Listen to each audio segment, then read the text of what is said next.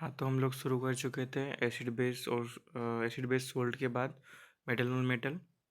तो इसमें हमने सिंपली जो मेटल्स की फिजिकल प्रॉपर्टीज़ थी वो पढ़ी थी कि इसे आप अगर रिवाइज करें तो देखो पहला क्या था कि मेटल्स जो हैं वो लस्चर होती है, कैसी होती है, लस्चर शो करती है, मतलब कि उनकी जो सरफेस होती है वो शाइनिंग करती है ना। एक और प्रॉपर्टी हमने पढ़ी थी कि मेटल जो होती हैं वो गुड कंडक्टर होती है, किसकी, हीट की, और साथ ही में किसकी, इलेक्ट्रिसिटी की भी होती है ना।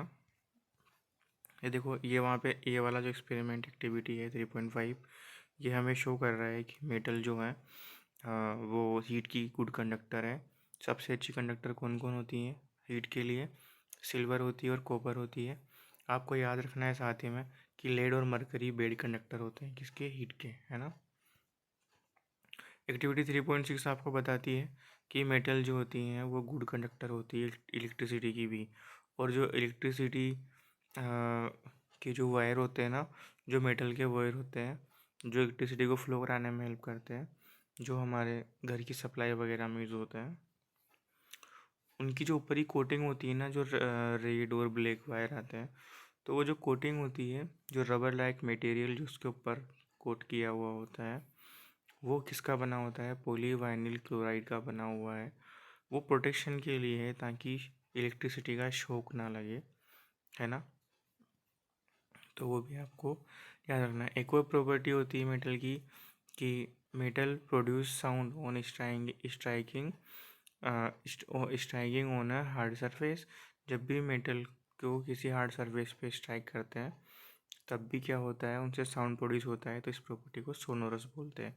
तो पहला हो गया लस्चर, सेकंड हो गया good conductor of heat, third हो गया good conductor of electricity, fourth हो गया सोनोरस, मतलब साउंड प्रोड्यूस करती है when striking on hard surface.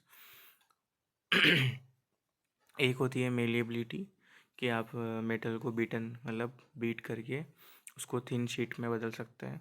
एक होती है डक्टिलिटी, मतलब आप मेटल्स को खींच करके उसको ड्रॉ कर सकते हो थिन वायर में। और सबसे ज़्यादा डक्टिलिटी कौन सी मेटल शो करती है?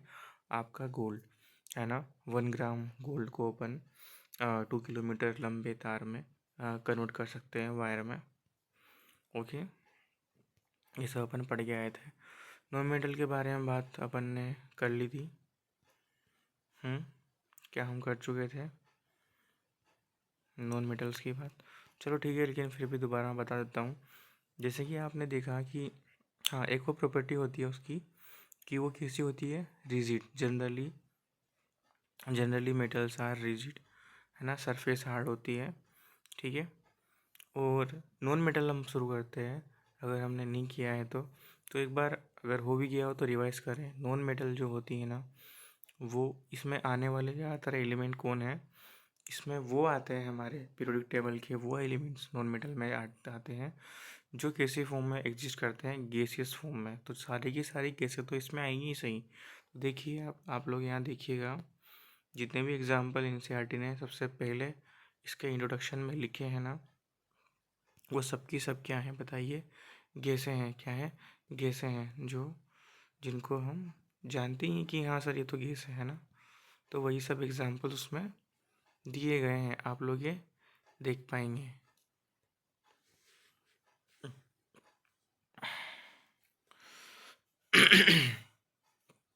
तो देखिए, तो देखो इनमें क्या क्या एग्जाम्पल हैं।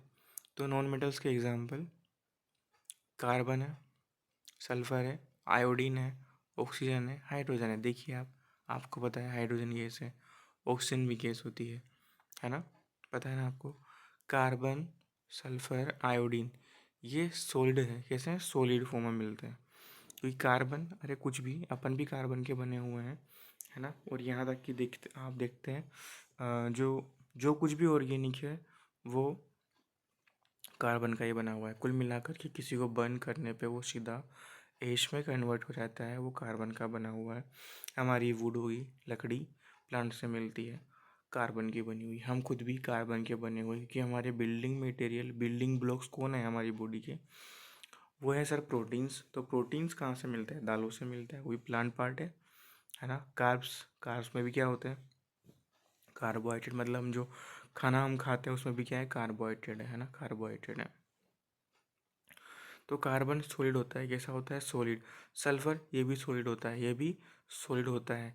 आयोडीन सर ये भी सॉलिड होता है, ये नमक में होता है ना, आपके नमक में, कॉमन सॉल्ट में। और बताओ, ये एक्सेप्शन है, ये ऐसी नॉन मेटल है जो लस्चर प्रॉपर्टी शो करती है। ऑक्सीजन गैस है, हाइड्रोजन गैस है।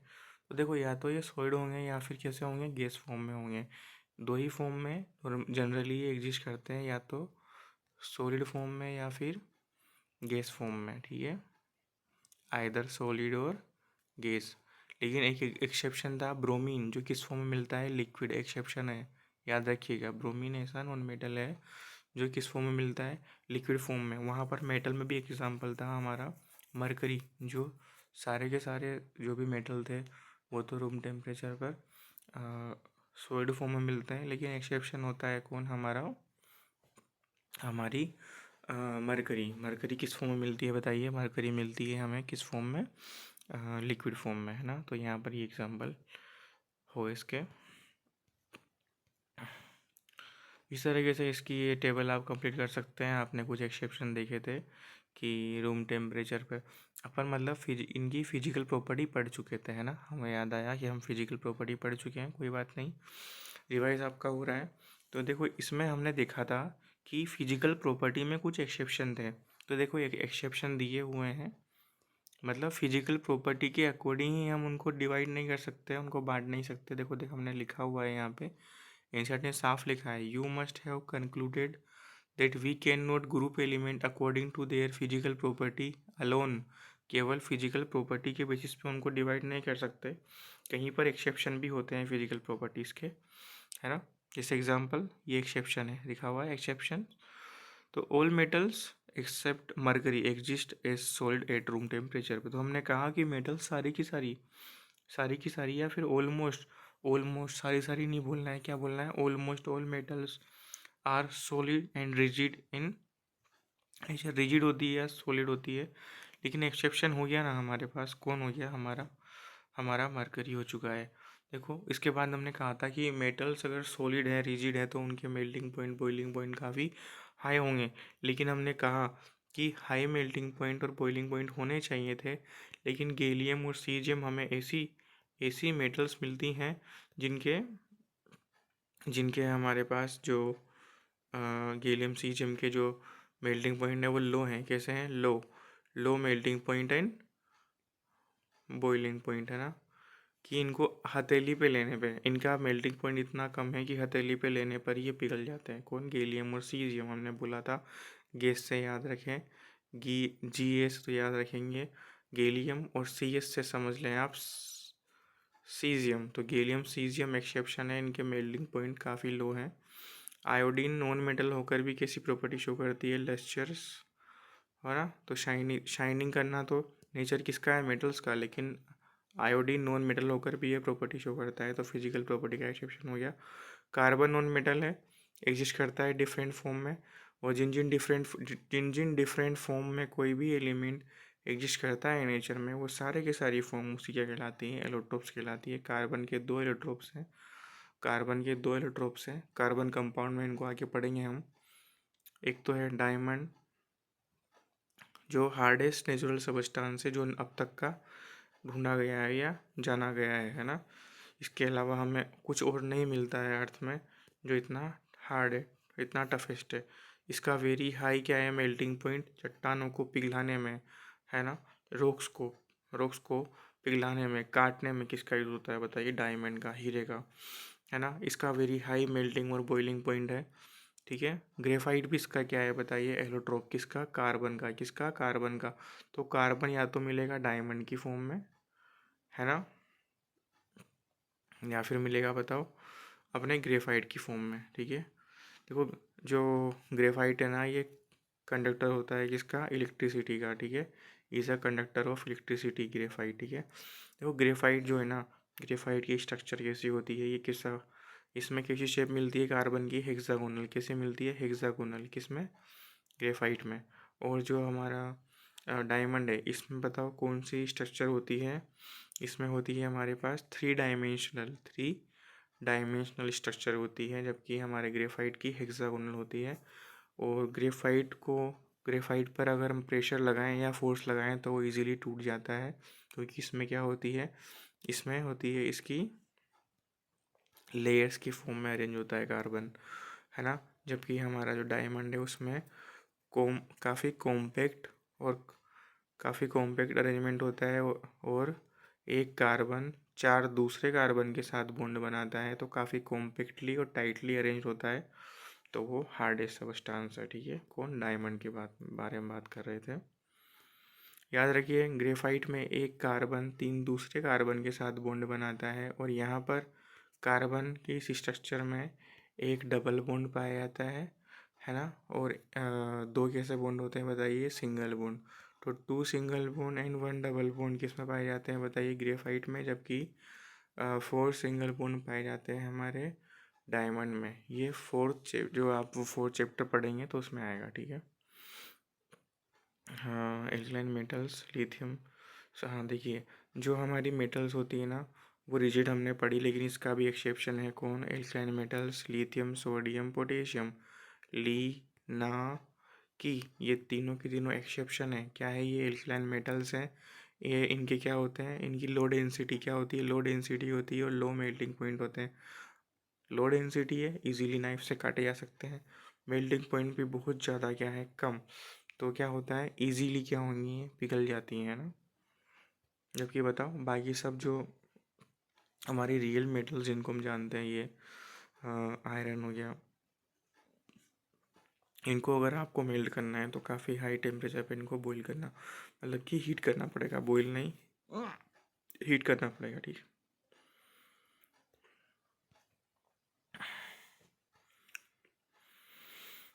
तो भैया ये एक्सेप्शन थे, आप याद रखें। यहाँ से भी क्वेश्चन सीधे रेज हो सकते हैं, जैसे कि कौन सी जो मेटल्स हैं उनके लो मेल्टिंग पॉइंट है। गैलियम सीजियम है। कौन सी नॉन मेटल होती है जो लस्टर शो करती है, आयोडीन है। कार्बन के जो एलोट्रोप्स हैं, डायमंड। टफेस्ट या हार्डेस्ट सबस्टांस है अब तक का जो ढूंढा गया है। ग्रेफाइट भी एलोट्रोप ही है, नॉन मेटल है ना, कार्बन नॉन मेटल है, तो ग्रेफाइट डायमंड भी नॉन मेटल है, लेकिन फिर भी ग्रेफाइट कैसा होता है, कंडक्टर किसका, इलेक्ट्रिसिटी का। एल्कलाइन मेटल्स के एग्जांपल याद रखें, लीना की, लिथियम, सोडियम और potassium. Low density, low melting point, ठीक है। तो एक्सेप्शन आए तो हमें ज़रूरत पड़ी किसकी बताइए, हमारी केमिकल प्रॉपर्टीज़ को पढ़ने की, ठीक है। तो केमिकल प्रॉपर्टीज़ के बारे में बात करते हैं। Most non metals produce acidic oxide, ये याद रखिएगा, इंपॉर्टेंट पॉइंट है। जो भी नॉन मेटल्स है ना वो प्रोड्यूस करती हैं एसिडिक ऑक्साइड। कैसा, एसिडिक ऑक्साइड। जब उनको वाटर में डिज़ोल्व करते हैं, अरे वाटर से डिज़ोल्व करेंगे ना तो ऑक्सीजन का क्या हो जाएगा, वाटर में तो ऑक्सीजन होती है ना, तो डिज़ोल्व हो जाएगी किसके साथ बताओ, किसके साथ कंपाउंड बना लेगी वो, नॉन मेटल के साथ क्या बना लेगी, एसिडिक का ऑक्साइड, है ना। मतलब एसिडिक प्रॉपर्टी शो करता है, बनाएंगी तो क्या, ऑक्साइड बनाएंगी, लेकिन प्रॉपर्टी कैसी होगी, नेचर कैसा होगा, एसिडिक। पीएच कैसी होगी, एसिडिक, ठीक है। तो मेटल के ऑक्साइड कैसे होते हैं, एसिडिक। कैसे होते हैं, एसिडिक। जब उनको वाटर में डिजोल्व करेंगे तब बनेंगे। जबकि most of the metals give rise to basic oxide. जबकि ज़्यादातर मेटल्स होंगी ना, जब उनको आप डिसोल्व करेंगे वाटर में तो बनने वाले ऑक्साइड कैसे होंगे, बेसिक। कैसे होंगे, बेसिक। तो भैया मेटल के साथ तो, मेटल को डिसोल्व करोगे वाटर में तो बेसिक बनेगा, नॉन मेटल को डिसोल्व करोगे तो एसिडिक बनेगा, ठीक है। याद रखिएगा, ए बी, है ना, ठीक है। नॉन मेटल एसिडिक ऑक्साइड बनाएंगे, और मेटल्स बनाएंगी हमारी बेसिक ऑक्साइड, ठीक है। तो क्वेश्चंस पे आते हैं। एग्जाम्पल देने हैं भैया आपको मेटल्स के, है ना। मेटल्स आंसर्स जो देने हैं ना वो मेटल्स में से होने हैं। इसे लिक्विड एट रूम टेम्परेचर पे कौन सी मेटल जो है वो लिक्विड फॉर्म मिलती है, मरकरी मिलती है। Can be easily cut with a knife, ऐसी कौन कौन सी मेटल्स हैं जो इजीली नाइफ से काटी जा सकती है, अभी पढ़ के आए, एल्कलाइन मेटल्स, एल के लाइन मेटल्स, ली ना की, lithium, sodium, potassium. Is the best conductor of heat, heat की बेस्ट कंडक्टर, ये तो सर हमारा कॉपर और सिल्वर था। Copper silver good conductor of heat. Is poor conductor of heat, ये भी वहीं पे लिखा हुआ था, हमने बोला था कि हमारा लेड हो गया, मरकरी हो गया, वो बेड कंडक्टर है या पुअर कंडक्टर है किसके, हीट के। आपको ये टर्म्स डिफाइन करनी है। मेलिएबिलिटी, मेलिएबल क्या है, अरे जो भी मेटल है उसको बीटन करके हम उसको थिन शीट में बदल सकते हैं, इसको बोलते हैं मेलिएबिलिटी। और या मेलिएबल कौन होंगी, मेटल्स है ना। और डक्टाइल, डक्टाइल क्या होता है, किसी भी मेटल को हम ड्रॉ कर सकते हैं थिन वायर में, इसको बोलते हैं डक्टाइल नेचर है ना मेटल्स की। केमिकल प्रॉपर्टीज़ के बारे में बात करते हैं, है ना। एक हमने ऊपर जस्ट पढ़ के आए हैं कि जो मेटल का जब डिजोल्व करते हैं वाटर में तो बनते हैं एसिडिक ऑक्साइड, नॉन मेटल को डिसोल्व करेंगे वाटर में तो बनेंगे बेसिक ऑक्साइड है ना, बेसिक ऑक्साइड। अब केमिकल प्रॉपर्टीज़ किसकी पढ़ते हैं बताइए, अपने मेटल्स की। जैसे वहाँ से फिजिकल प्रॉपर्टी मेटल से शुरू करी थी, तो देखो एग्जांपल आप सीधे याद रखिएगा, एक ही वही अब तो याद हो ही गए होंगे आपको, aluminium, copper, iron, lead, zinc और सोडियम, याद रखिएगा जिंक और सोडियम, सोडियम पोटेशियम है ना। लिथियम ये क्या है, एल्कलाइन मेटल्स है, लीना की। लेड भी मेटल है, याद रखिएगा। तो क्या करना है, चलते हैं आगे। तो भैया क्या होता है जब मेटल की रिएक्शन, आप किससे मेटल को बर्न करते हो, किस में, एयर में। और एयर में कौन होता है जो बर्निंग में हेल्प करता है, आपका ऑक्सीजन, ऑक्सीजन हेल्प करता है ना। और इसको बुझाने में, आग को बुझाने में किस कौन हेल्प करता है, CO2, कौन, CO2, ठीक है, फायर एक्सटिंग्विशर है। जबकि O2 तो क्या करता है बताइए, फायर को बढ़ाता है ना। तो जलाने में काम ऑक्सीजन आता है। तो सिंपली अपन को रिएक्शन करानी है O2 के साथ, किसके साथ, O2 के साथ, ये बर्निंग करनी है ना। तो कौन हेल्प करेगी, O2। तो O2 से रिएक्शन करानी है मेटल की, तो बताइए, चलते हैं आगे, है ना। तो एक्टिविटी याद रखिएगा, सबसे पहले क्या करना है, हम्म हाँ, जिसमें मेटल को बोला जाए ना कि इस मेटल की रिएक्शन करानी है, उसको सिंपली आप करना क्या करेंगे, पहले उसको पकड़ेंगे प्रॉपर केयर के साथ, किससे, टंग से, किससे, टंग से। तो टंग से आपको उसको पकड़ लेना है केयर के साथ, फिर क्या करना है, उसको बर्न करना है फ्लेम के ऊपर, है ना। और जिस भी मेटल के लिए बोला जाए कि इसको बर्न करना है, उसको पकड़ें उससे, ठीक है। उसके बाद जो प्रोडक्ट हमें मिलेगा ना, उसको क्या करना है, and the metal surface cool down, ठंडा होने देना है, ठीक है। तो ये सारी प्रोसेसेस है। तो देखो, कोई भी जनरल मेटल दी जाएगी आपको, कोई भी एग्जांपल दिया जाए कि हाँ ये वाली मेटल है, कॉपर है, आयरन है, जो भी आपको बोला जाए, सिल्वर है या फिर गोल्ड है ना। तो जो भी आपको दिया जाए वो यहाँ पे आ जाएगा, जो भी लिखना है, एल्यूमिनियम है। तो सिंपली हम पढ़ते हैं, जनरली हम इक्वेशन पढ़ें तो मेटल की रिएक्शन करानी है ऑक्सीजन से, ये जलाने में ये हेल्प करती है, क्या बनेगा, मेटल का ऑक्साइड। अपन तो पढ़ के आए हैं सर कि मेटल के बनने वाले ऑक्साइड, मेटल के बनने वाले ऑक्साइड कैसी प्रॉपर्टी शो करते हैं, बेसिक। और नॉन मेटल के ऑक्साइड एसिडिक प्रॉपर्टी शो करते हैं, ये तो हम पढ़ के आए हैं ना। तो बताइए क्या होगा, कंबाइन हो गए यहाँ पे, देखो ये किसका एग्जाम्पल है, ये रिएक्शन किसके एग्जाम्पल है, कंबाइनेशन की, किसकी, कंबाइनेशन इक्वेशन की ये एग्जाम्पल हो गई। क्यों, फर्स्ट चैप्टर का पार्ट है ना, रिएक्शन का नाम बताइए, है ना, कि कौन सी रिएक्शंस हो रही हैं यहाँ पे। तो कॉम्बिनेशन हो रहा है ना, बताइए, दो दो रिएक्टेंट की साइड पर, रिएक्टेंट की साइड पे दो एलिमेंट रिएक्शन कर रहे हैं और प्रोडक्ट मिल रहा है एक, तो मतलब यहाँ पे कॉम्बिनेशन हो रहा है, ऑक्सीजन का एडिशन हो गया, तो कॉम्बाइनेशन रिएक्शन बोलेंगे। देखो एग्जाम्पल के बारे में बात करते हैं, अगर आप कॉपर को ले रहे हो, अगर आप कॉपर को ले रहे हो तो ऑक्सीजन से रिएक्शन करा रहे हैं, देखिए, और क्या बन रहा है, मेटल का ऑक्साइड। कॉपर के साथ किसका एडिशन हो गया, ऑक्सीजन का, तो क्या बना, कॉपर का ऑक्साइड। यहाँ पर कॉपर की वैलेंसी कितनी है, सेकेंड, क्या है, सेकेंड, यही लिखा हुआ है सेकेंड, है ना।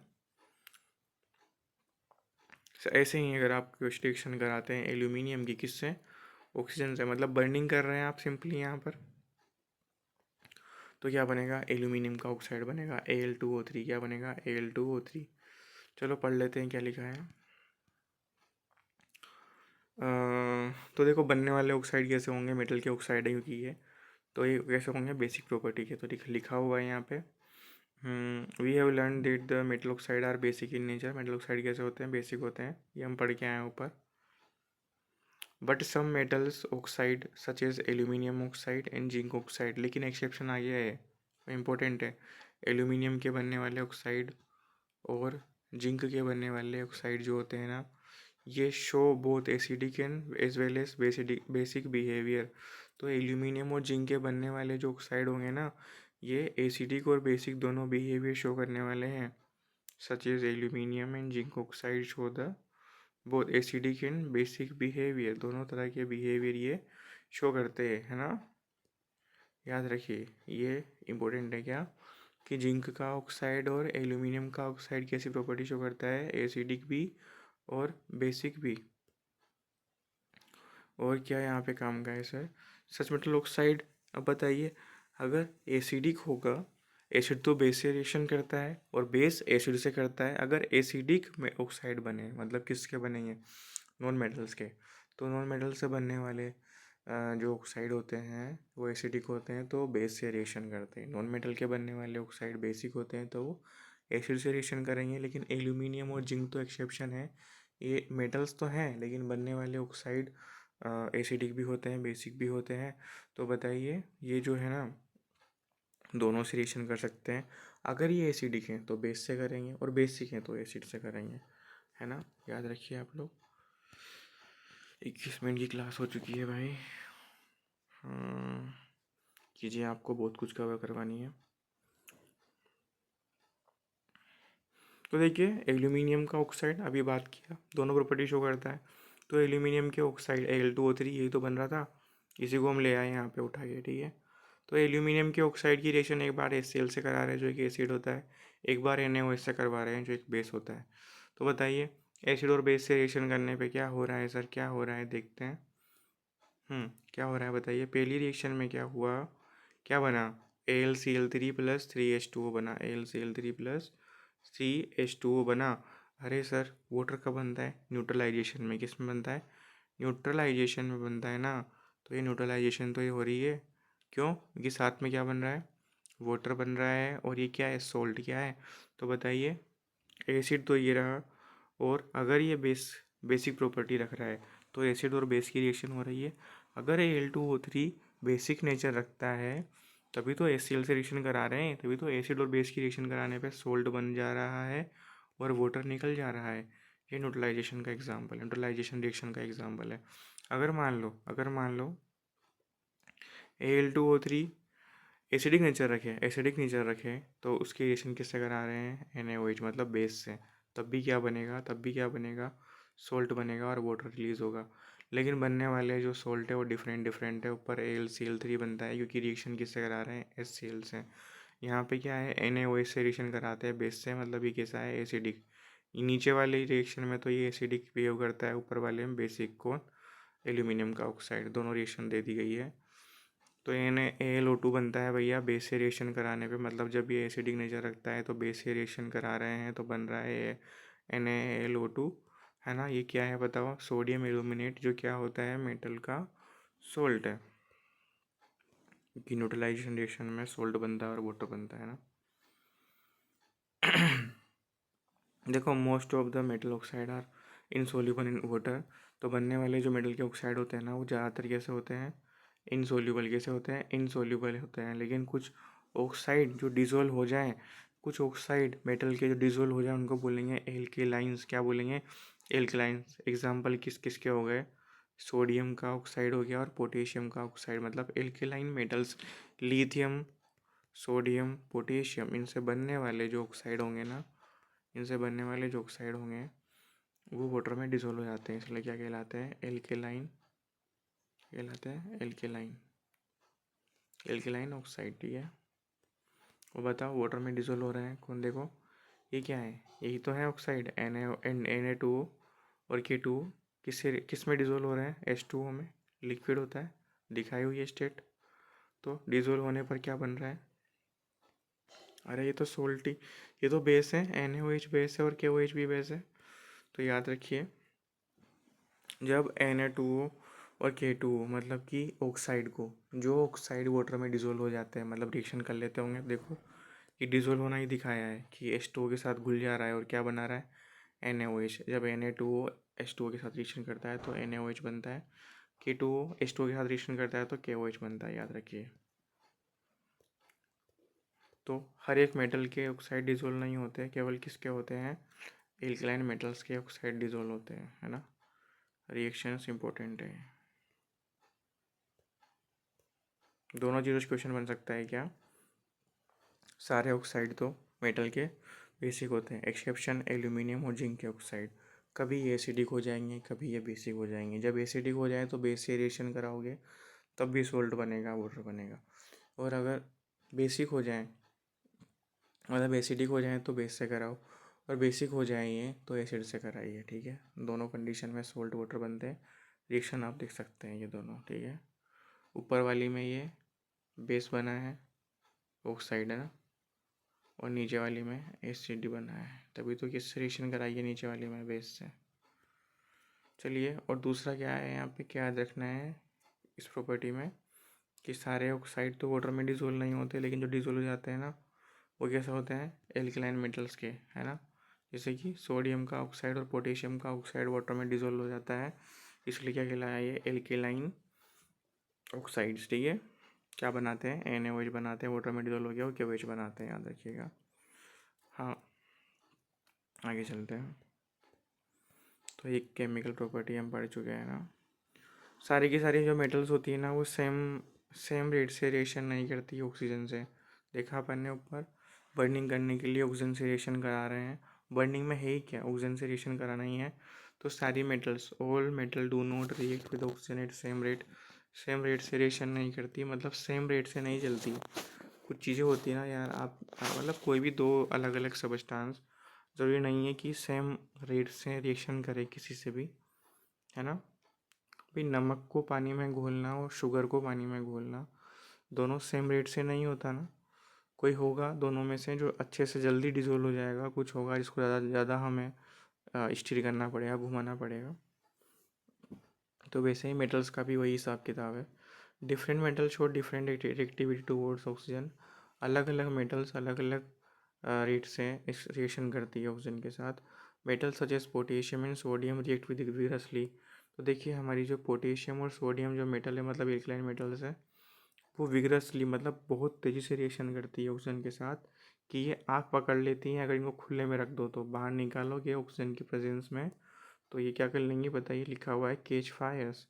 Hence to protect them and prevent accidental fires they are kept immersed in the kerosene oil. इसीलिए पोटेशियम और सोडियम जैसी मेटल्स को, लिथियम ऐसी मेटल्स को कहाँ रखते हैं बताइए, डुबो कर रखा जाता है, किसमें, केरोसिन में, केरोसिन के ऑयल में, ताकि रिएक्शन ना हो किससे, O2 से रिएक्शन ना हो, O2 या कॉन्टेक्ट में ना आए एट ऑर्डिनरी टेम्परेचर। और किससे बचा जा सके बताओ, एक्सीडेंटल फायर से बचा जा सके, है ना, अचानक से लगने वाली आग से बचा जा सके।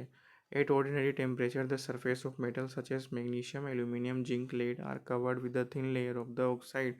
फर्स्ट चैप्टर की यहाँ पे बात कर दी गई है कि जो ऑर्डिनरी टेम्परेचर होता है, मतलब रूम टेम्परेचर पर जो कुछ मेटल्स होती है ना, जैसे कि मैग्नीशियम हो गया, एल्यूमिनियम हो गया, जिंक हो गया, लेड हो गया, इनकी जो सरफेस है ना, सरफेस की साइड है, ये रिएक्शन कर लेती है किससे, are covered with the thin layer of oxide. तो बताइए, ये जो सरफेस होती है ना, मैग्नीशियम की होगी, इधर से एल्यूमिनियम जिंक लेड की हो गई, ये सरफेस जो है आसपास की सराउंडिंग, ये रिएक्शन कर लेती है किससे बताइए, ऑक्सीजन से। किससे, ऑक्सीजन से। और किसकी कोटिंग हो चढ़ जाती है यहाँ पे, ऑक्साइड की। मेटल है, ऑक्सीजन से रिएक्शन करेगा तो क्या बनाएगा, मेटल का ऑक्साइड। तो मेटल का ऑक्साइड यहाँ पर बन जाता है ऊपर ऊपर। और अगर हम इनको बर्निंग के लिए ले जाएंगे ना बाद में, तो ये इसमें क्या करेगा, प्रिवेंट करेगा, इसको रोकने की कोशिश करेगा।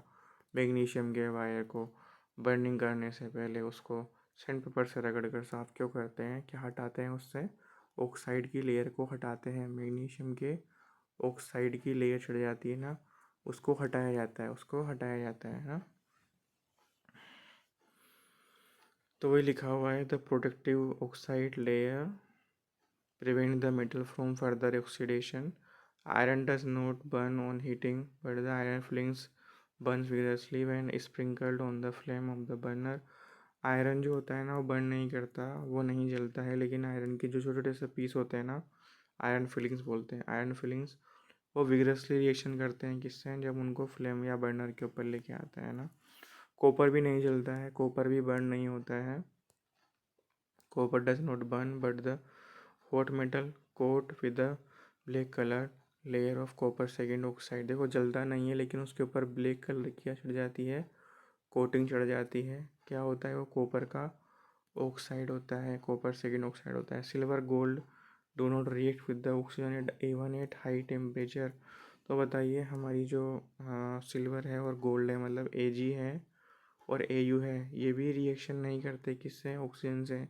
हाई टेम्परेचर पर भी, हाई टेम्परेचर पर भी रिएक्शन नहीं करते हैं। कौन कौन? सोना और चांदी नहीं पिघलते हैं इससे, मतलब कि बर्निंग नहीं होती। सॉरी, पिघलना नहीं है, पिघलना पिघल तो जाते हैं, मेल्टिंग पॉइंट तो होगा ही सही ना, पिघल तो जाएंगे वो। यहाँ तक कि आयरन भी पिघलता है ना ज़्यादा हीट करने पे। लेकिन हम बात कर रहे हैं कि बर्न नहीं होते। बर्न होने का मतलब आग पकड़ लेना, आग नहीं पकड़, जलते नहीं है, ऐश नहीं बनते, है ना। हाँ, काले पड़ जाते हैं, है ना। कौन पड़ा था? कॉपर, याद रखिएगा। लेकिन ऐसे ही याद रखिएगा, सिल्वर और गोल्ड रिएक्शन नहीं करते हाई टेम्परेचर पर भी ऑक्सीजन के साथ, है ना।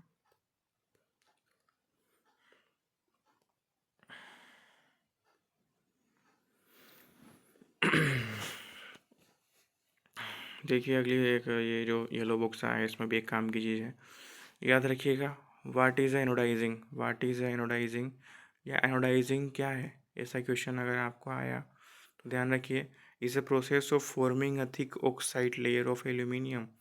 अरे एल्यूमिनियम के ऑक्साइड का क्या बनाना?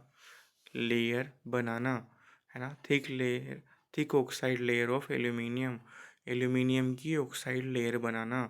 Aluminium develop a thin oxide layer when expose to air. देखो जब भी एल्यूमिनियम को एक्सपोज करेंगे ना, किसके साथ? ऑक्सीजन के साथ, मतलब एल्यूमिनियम की रिएक्शन करा रहे थे ना O2 के साथ, तो क्या बन रहा था? Al2O3। तो वही तो है, वही तो है एल्यूमिनियम का ऑक्साइड, है ना। तो कुल मिला करके एल्यूमिनियम लेना है ना, उसका बनाना है आपको एनोड। क्या बनाना है? याद रखिए, एल्यूमिनियम का बनाइए एनोड, और फिर क्या कराइए? उसकी रिएक्शन कराइए किससे?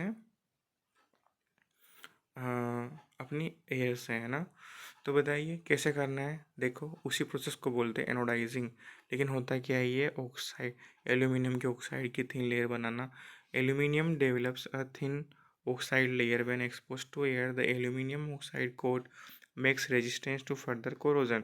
और फिर ये ऑक्साइड बन जाएगा ना एल्यूमिनियम का, इसको आप पॉलिश कर सकते हैं दूसरे जो भी आपके स्टेंसिल्स हैं, है ना, जो भी आपकी अदर मेटल्स के जो भी चीज़ों को आपको कोरोजन से बचाना है, कोरोजन, है ना, कोरोजन से बचाना है, तो वहाँ पर आप इसका यूज़ कर सकते हैं, इसकी लेयर का।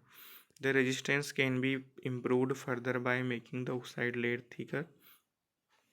जितना अच्छे से आप पॉलिश करोगे उतना ये प्रिवेंट करेगा कोरोजन से। During the anodising a clean aluminium article is made the anode and electrolyse with dilute sulphuric acid. तो क्या करना है इसके लिए? ऑक्साइड को बनाने के लिए, ऑक्साइड की लेयर को बनाने के लिए क्या करना है एनोडाइजिंग में?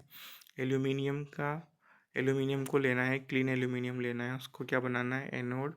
और फिर उस इलेक्ट्रोलाइसिस के लेके जाना है। इलेक्ट्रोलाइसिस जानते हैं ना आप, ऐसे बीकर के अंदर इलेक्ट्रोड्स बनाए जाते हैं और सर्किट बना दिया जाता है, बैटरी वगैरह लगा दी जाती है, करंट को फ्लो कराते हैं, यहाँ पे कोई फ्लूइड भरा होता है। तो आपको क्या बनना है? Dilute sulphuric acid. Dilute sulphuric acid मतलब वाटर में, जिसमें वाटर ऐड किया गया हो, है ना, वाटर ऐड किया हुआ H2SO4 डाइल्यूटेड फॉर्म में, उसको फिल कर देना है ना। तो वो करंट को फ्लो कराने में हेल्प करेगा। तो पढ़ के आए होंगे, इलेक्ट्रोलाइसिस तो 2 या 3 चैप्टर में आ चुका है, पहले में, थर्ड में आ गया और सेकंड में पढ़ के आए हैं। The oxygen gas evolved at the anode react with aluminium to make the thicker protective oxide layer. तो देखो एनोड जो हमने किसका बनाया है? एल्यूमिनियम का। वहाँ पर ऑक्सीजन आती है, रिएक्शन करती है उस एल्यूमिनियम के एनोड से, और यहाँ पे क्या बना लेता है? वो ऑक्साइड लेयर, है ना, जिसको इजीली वहाँ से उतार कर हम डाई कर सकते हैं किस पर? जिस पर भी हमें कोटिंग करनी है ना, और उसको अट्रैक्टिव फिनिशिंग भी दे सकते हैं, है ना, अच्छी अपीयरेंस भी हो जाएगी और कोरोजन से प्रिवेंट भी कर सकते हैं। यही है एनोडाइजिंग। तो ये आ जाए तो आप लोग इसको ज़रूर करके आए, है ना, भूले ना, इम्पोर्टेंट है। तो देखिए सोडियम जो है आपको पता है, lithium, sodium, potassium, magnesium, calcium, magnesium, aluminium top level पे आने वाली मेटल्स हैं। तो सोडियम कैसी है, मोस्ट रिएक्टिव है ना। The reaction of the magnesium is less vigorous. लेकिन पोटेशियम, सोडियम, मैग्नीशियम, तो बताइए मैग्नीशियम सोडियम के तो बाद ही आ रहा है ना, तो मैग्नीशियम नीचे आ रहा है सोडियम के, तो उससे कम रिएक्टिव है, तो लेस विग्रस है कंपेयर टू द सोडियम, है ना। That is not reactive as sodium. Sodium इतना रिएक्टिव नहीं होता, but burning in the oxygen does not help us to decide about the reactivity of zinc, iron, copper, lead, है ना। आप अभी याद रखें कि सोडियम ज़्यादा रिएक्टिव है ऑक्सीजन के लिए मैग्नीशियम से, है ना। लेकिन देखिए केवल जो है ऑक्सीजन की रिएक्टिविटी किससे, मेटल से, ये भी हमें कई जगह पर क्लियर नहीं कर पाती कि कौन कितना ज़्यादा रिएक्टिव है। तो हम फर्दर पढ़ते हैं मेटल की रिएक्शन किसके साथ, वाटर के साथ। किसके साथ, वाटर के साथ। ठीक है, अभी यहीं तक छोड़ते हैं यार, गला भी थोड़ा सा दर्द हो रहा है ना। बाकी कल वाले सेशन में कुछ और प्रॉपर्टीज इसकी पढ़ेंगे, केमिकल प्रॉपर्टीज़ पे चल रहे हैं ना। आप लोग डेली एक क्लास लीजिए, और धीरे धीरे भी अगर आप हर दिन एक क्लास भी लेंगे ना, तब भी अच्छा खासा सिलेबस आप कवर करते चले जाएंगे, क्योंकि हम क्वेश्चंस भी साथ के साथ यहाँ पर डिस्कस कर रहे हैं। ठीक है, बेस्ट ऑफ लक और पढ़ते रहो।